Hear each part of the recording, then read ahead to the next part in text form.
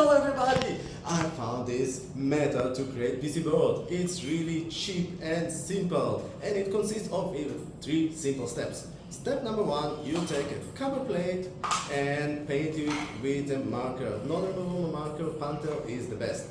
Step number two, put it in CNC with laser and print your board. Simple. Step number three, put it in fluoride chloride solution. It's a standard procedure for a couple of minutes, and after all, just remove it with acetone and voila, you got your PCB board. Now,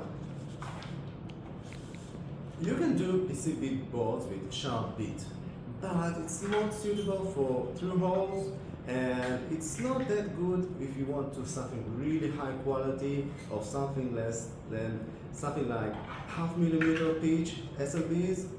You probably need this method. And oh, by the way, this is not a fiber laser. Fiber lasers are expensive. This is inexpensive diode laser of about $200.